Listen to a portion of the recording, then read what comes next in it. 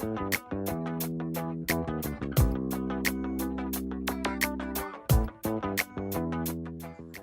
and welcome to another episode of the Daily Tip Show on Inspired Business TV. Today, episode 6, we are going to be looking at lockdown cash flow actions with myself, Gary Setterfield, my business partner, Sukhi Wahiwala. Have you got all your finances in place? And Sukhi's got a few tips that he's going to share with us, bite-sized chunks to help us.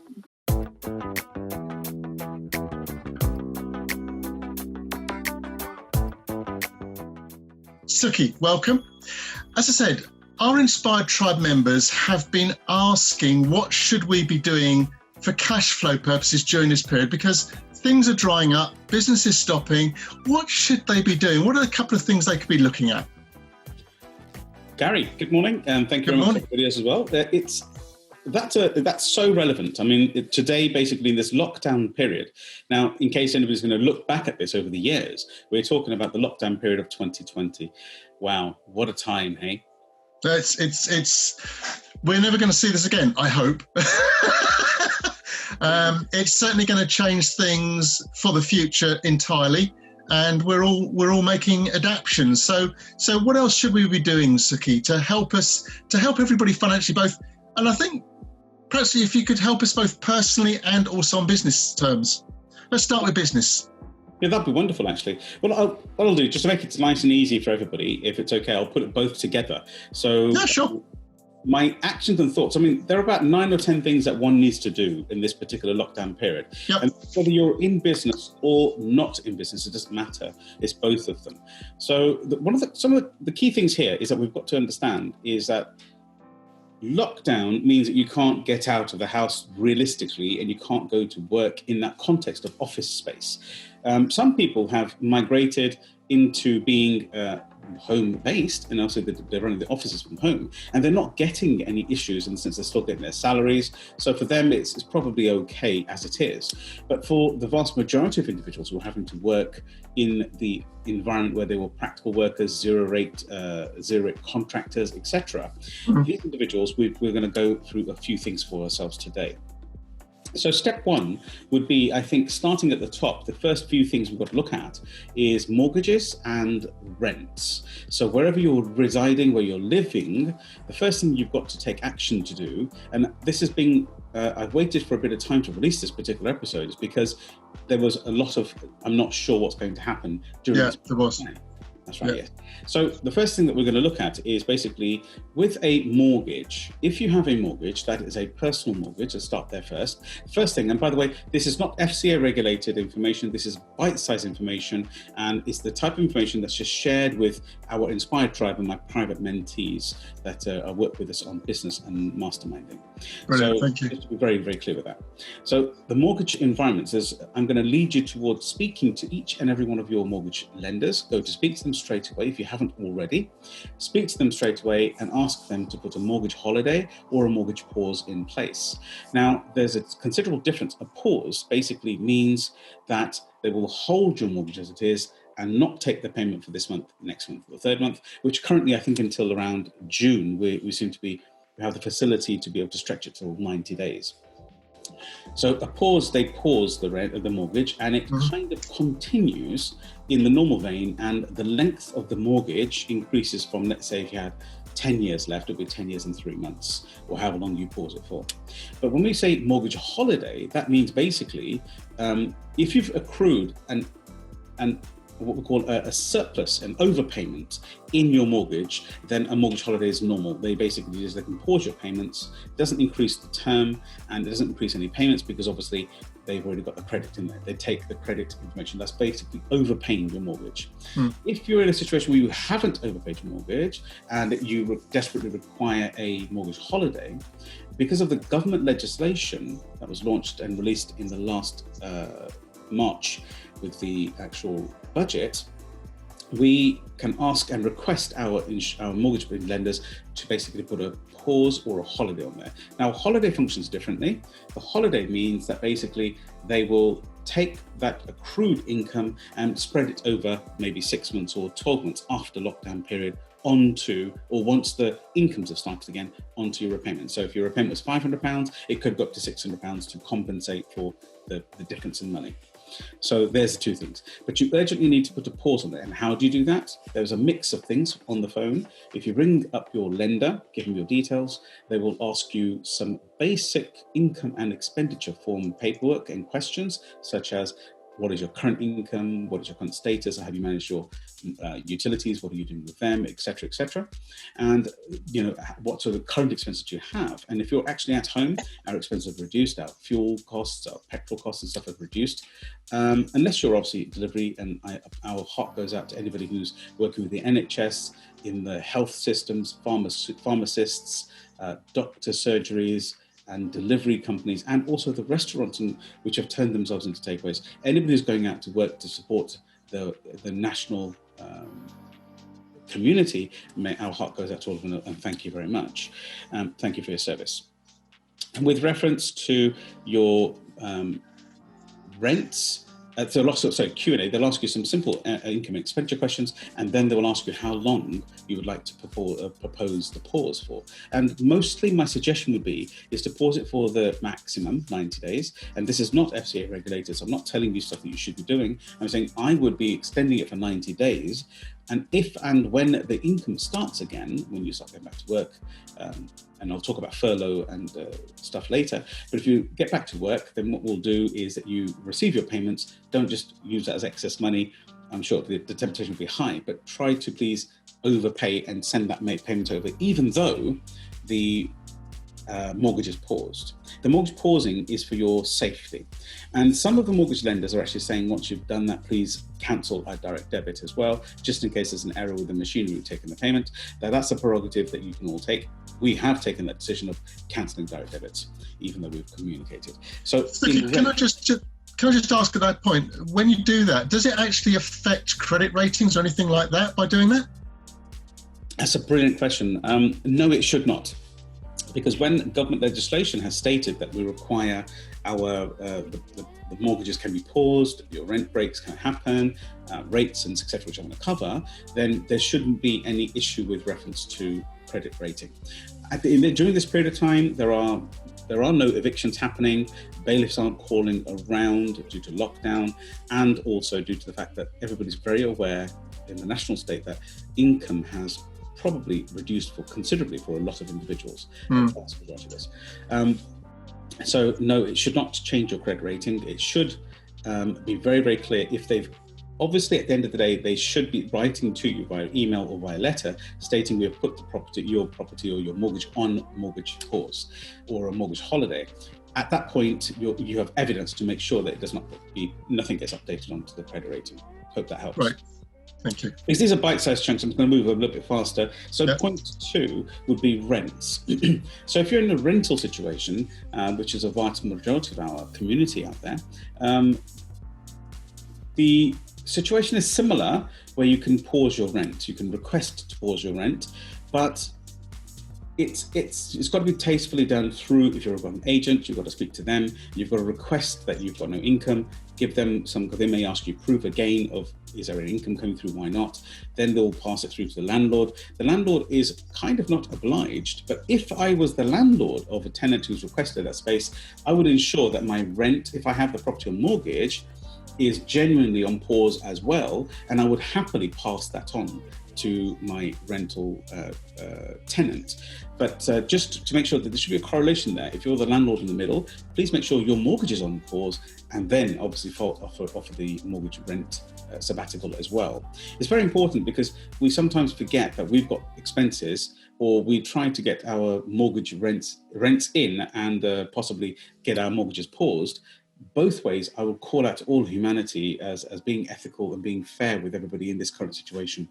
So try to pass on, pass it forward, pass it on with reference to the goodness that you're getting. If you've got a pause, maybe even ask the agent to say, listen, we're okay for a pause on the rents as well.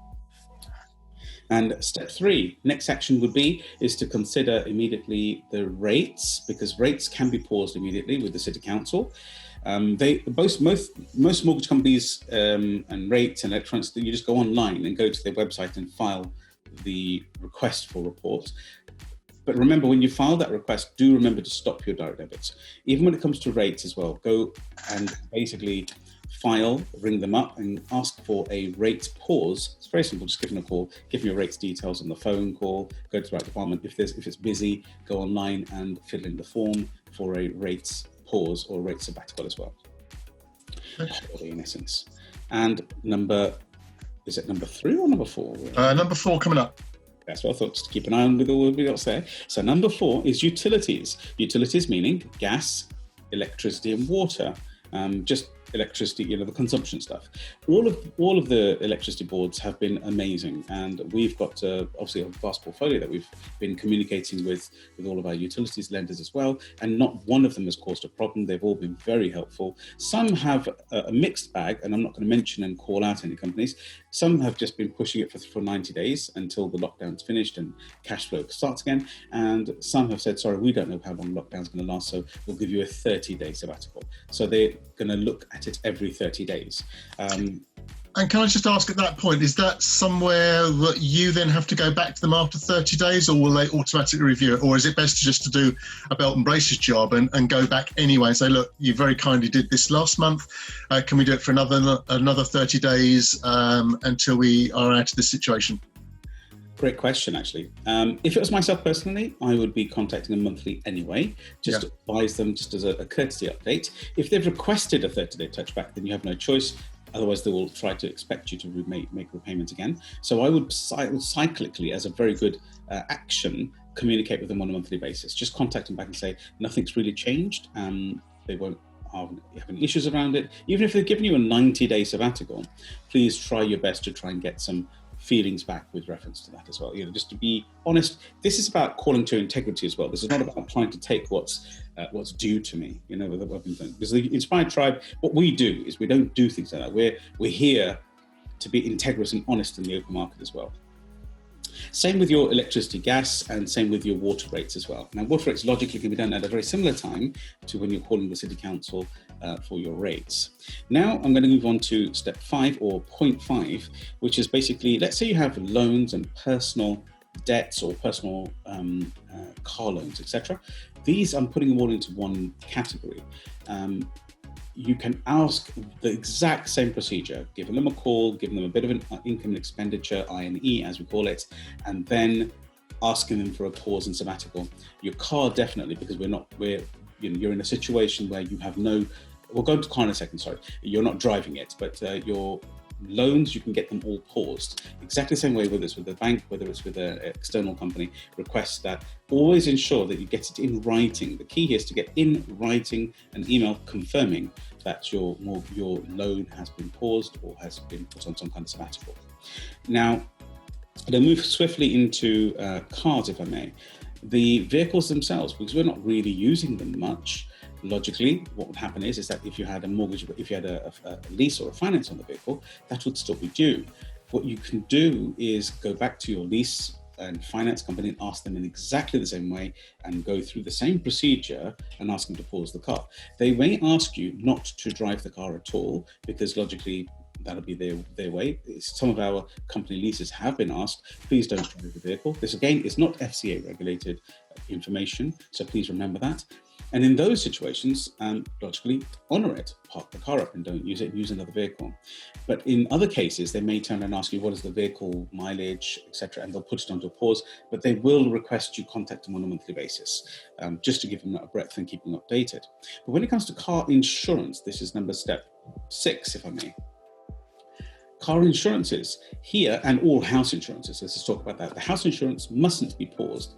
Logically, your house is still to be insured. So you could probably ask them for this depends on the lender, on the insurer, you can ask them for a payment holiday. Whether they'll accept it because of lockdown is totally their prerogative. But we've had experience with a lot of our commercial insurances where they've been very helpful, and they've requested, and we've requested a pause, and they said, no problem, we can pause it.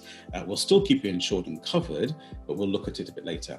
When it comes to things such as car insurance, let's just go to car insurance second. With car insurance, if your insurer requires the payment, because car insurance, I've not had any of our car insurances being able to be paused, so just letting you know. I'm not saying that isn't possible. Maybe you'll have better luck than myself, but all our vehicles are still on insurance. But we have dropped them down to third-party fire and theft.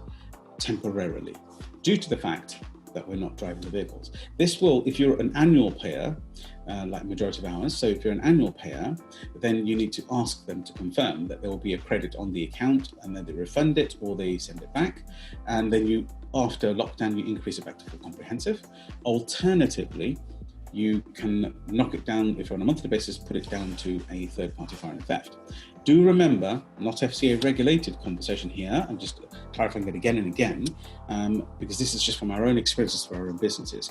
One of the other things you've got to remember is that when you do increase to comprehensive again, there could be an increase in premium, and I'll explain why.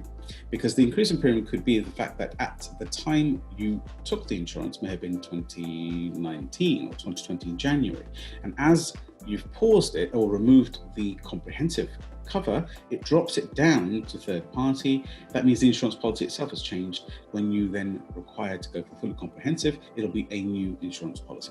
So they'll be basing it on new mileage, new everything as well. So be aware of that as well. Hope this is helping. Yes, it is. And just with regard to the car, do be aware, of course, that, I mean, I am aware of a number of people who have unfortunately had some vandalism to their vehicles because we're all at home, people are bored and things have happened. So, just be aware of damage that can be caused.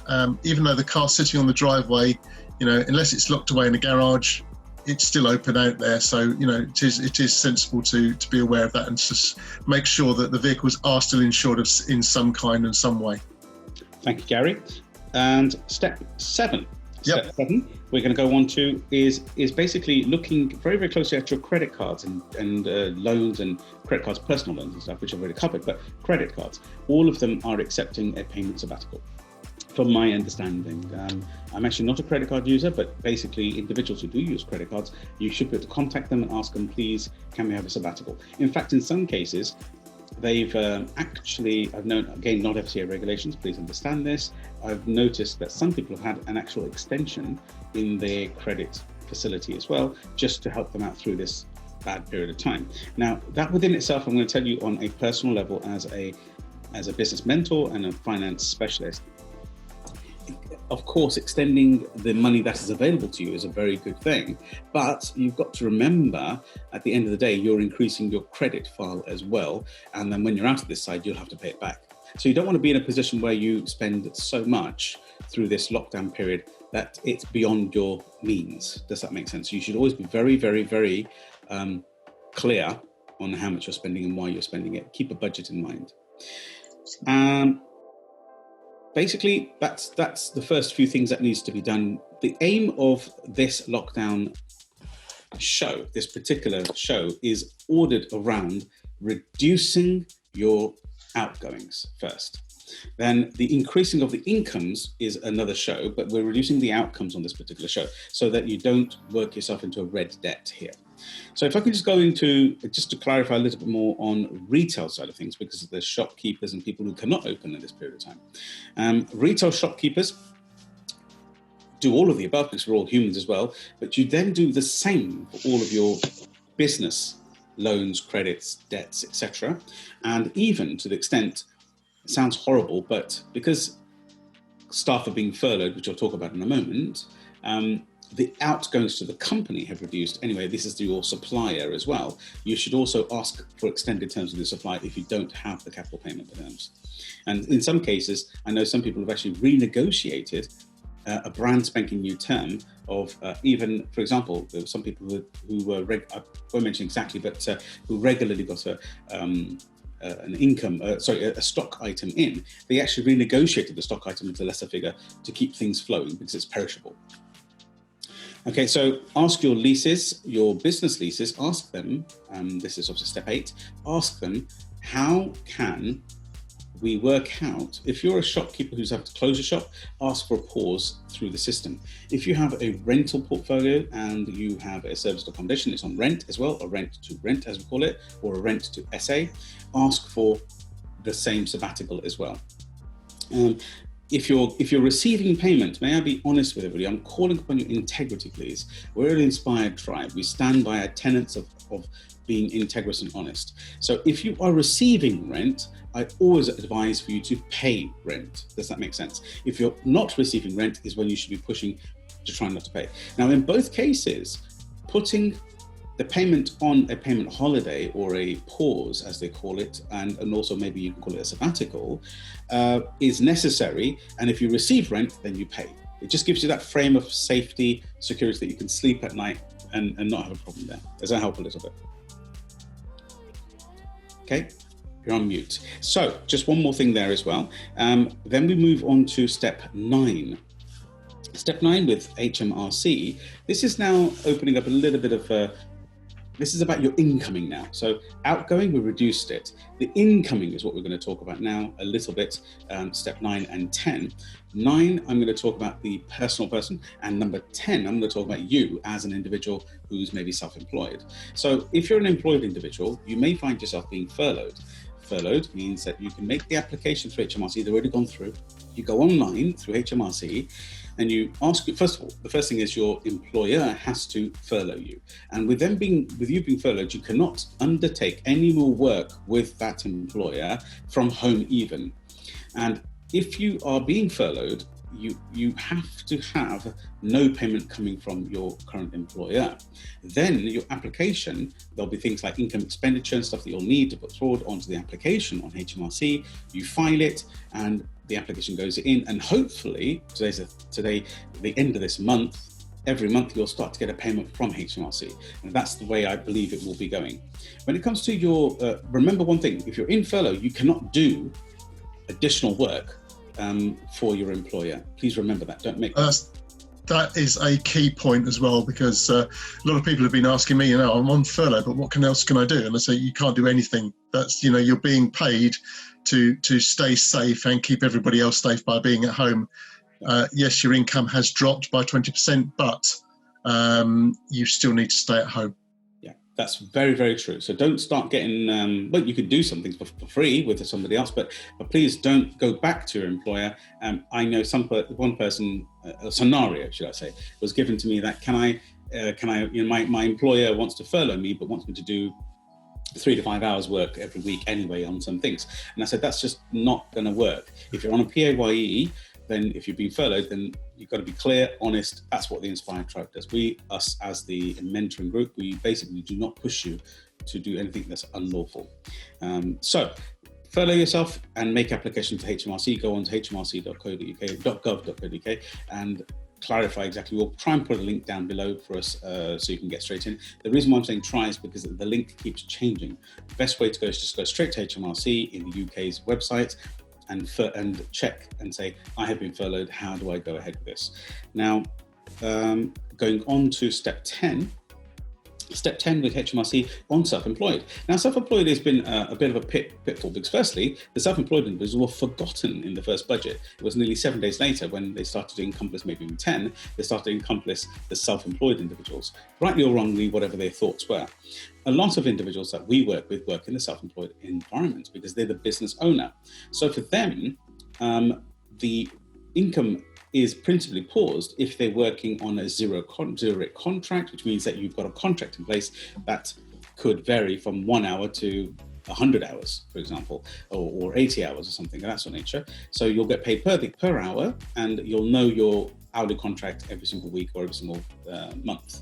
So that's the classified as zero rate contracts. By the way, I'm not FCA regulated, so please understand that. And so individuals who are not on a contract are sitting at home with no income support coming from anywhere.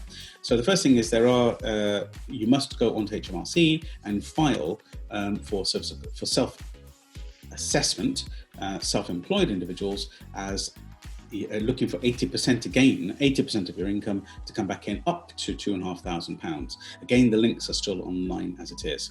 And if let me know if there's any questions there, by the way, Gary, because I know we're live on some of these things. Yeah, no. If there is anything coming up, let me know. But basically, in that scenario, we're still unknown. We're looking at probably May before we can get our first applications in properly for being self-employed, sorry.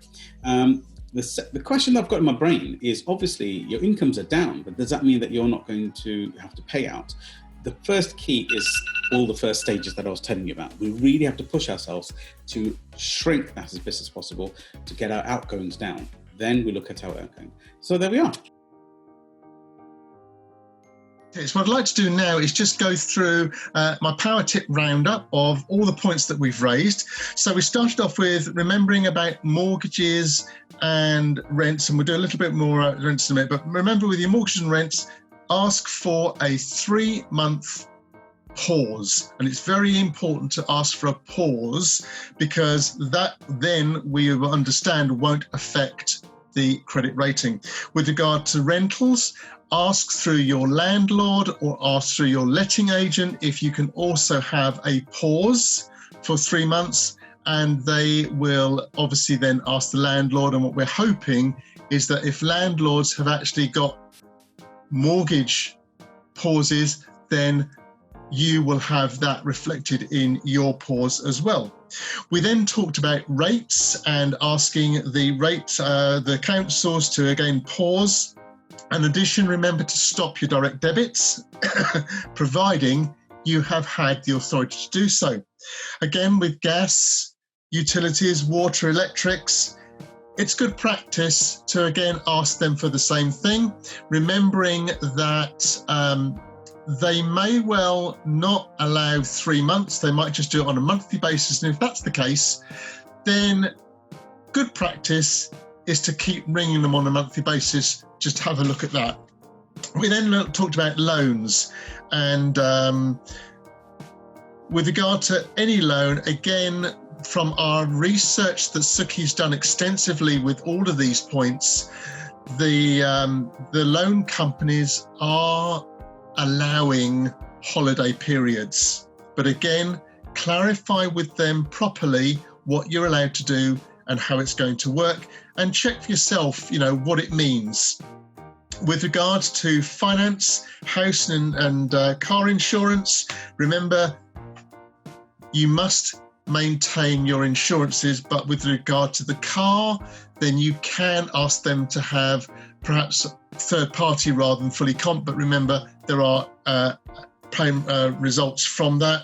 With regard to credit cards, they are having payment sabbaticals. With regard to retail shop owners, again, look at leases and remember your leases. With regard to income and furlough, if you've been put on furlough, then for personal purposes, you cannot work while you're under furlough. And finally, we looked at the self-employed, and I'm again asking for assessment. I hope you found this daily tip show useful. Please, will you follow official Sukhi social media channels? If you like them, please subscribe, like and comment and share with your family and friends, because this information is for you all. It's to help you all, not only our Inspired Tribe, but it's everybody. So please share. I hope you've enjoyed, and look out for our next daily tip show. Sukhi, thanks once again, and look forward to seeing you in the next episode. Bye.